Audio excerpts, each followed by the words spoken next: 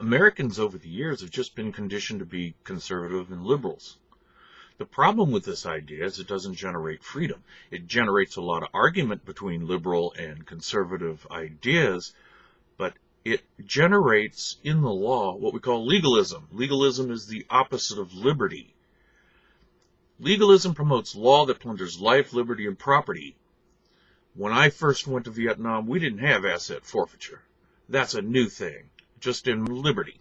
So that we can overcome this problem, restore liberty to our American law, because otherwise, if we don't polarize toward liberty, we're going to lose all of our rights, as we are now, as you can see from this video. The reason that we have to polarize to the Constitution is the way the Constitution is organized. We the people, that's us, to form a better union so that we can all get along. For what? For the blessings of liberty. That's what we need. And we need a formula that will give everybody the opportunity to be on the same page. Because the way that American law is made, legalism comes through legislation and permissiveness from the judicial, but it also originates with us because we don't know our rights. We don't know them. So we have to understand how law is made, and then we have to proceed to get our rights back by understanding how we can demand our rights.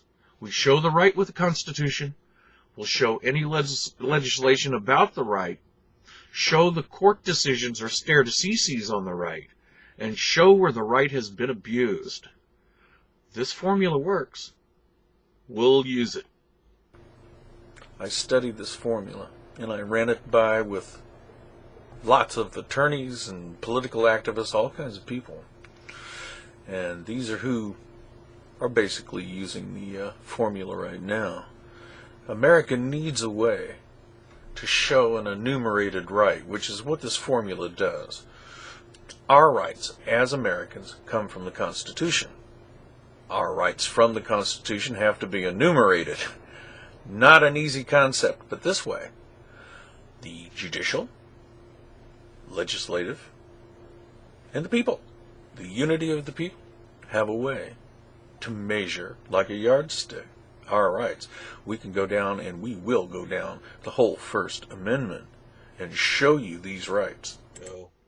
Congress shall make no law respecting an establishment of religion, or prohibiting the free exercise thereof, or abridging the freedom of speech, or of the press, or of the people peaceably to assemble, and to petition the government for a redress of grievances.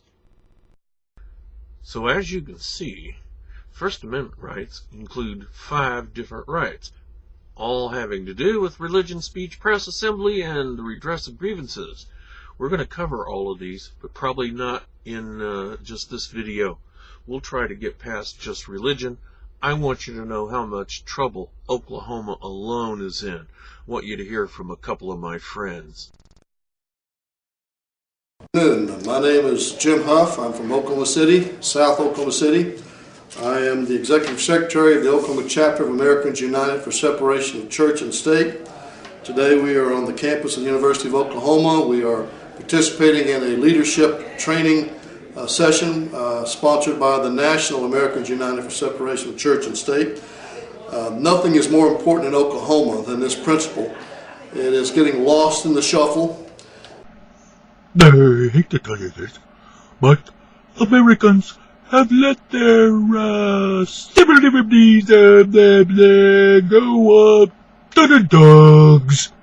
Hi, my name is Greg Bledsoe. I'm an attorney in Tulsa, Oklahoma, and one of the reasons that I got reinterested in church-state issues is in Tulsa. We recently had a new arena that was dedicated by religious service, And I engaged on that issue and suggested that that was not appropriate. It was fine to have religious groups come together and celebrate and pray together, but the suggestion that this was for the dedication of a municipal building was what I thought was wrong.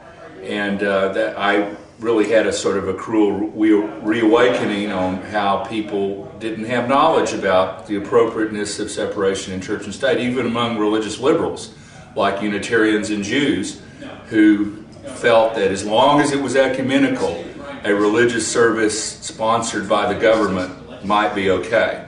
That recently led to me to having a dialogue with others about the nature of the prayer that opens Tulsa City Council and the fact that it's specifically approved to be a sectarian prayer now and the controversy associated with that. And a new issue that's developed in Tulsa, we have a downtown assessment district that specifically only exempts churches from that assessment. Other nonprofits have to pay the tax. So we've had some interesting recent challenges, and that's why I've gotten reinterested in the separation of church issue and become involved in Americans United. And I just learned that we have been approved for an Eastern Oklahoma Tulsa chapter. Thank you very much.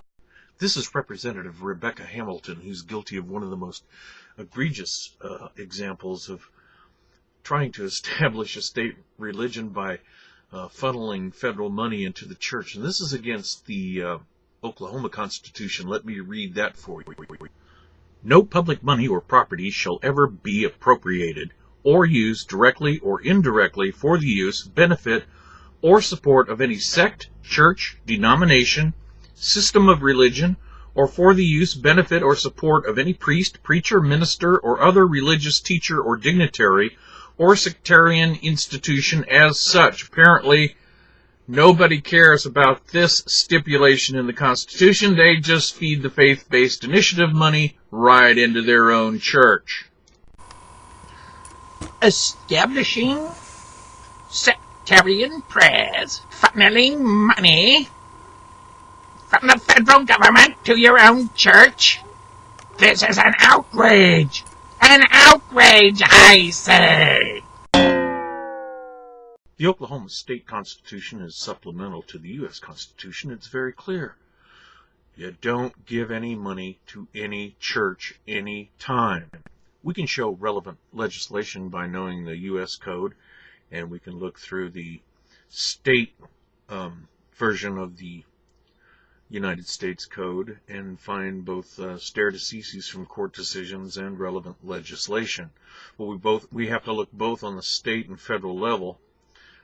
Sometimes just doing a online search will get you tons of information. Another thing that the formula does for us, it lets us see rights we don't have anymore. Americans are supposed to have rights. The right of protection from laws that plunder life, liberty, and property. The right to security in your own home, family, your papers. Right of free speech and expression, which is what the Paul Jacob issue is about. You're supposed to be free from unreasonable searches, which is what illegal roadblocks were about. You should have a safety net of the judicial warrant requirements and habeas corpus. The right of free assembly and association, the right of trial by jury of your peers, and a system of due process. The right of reasonable bail and recourse for false arrest, and the right to redress those grievances. There's a lot we need to do.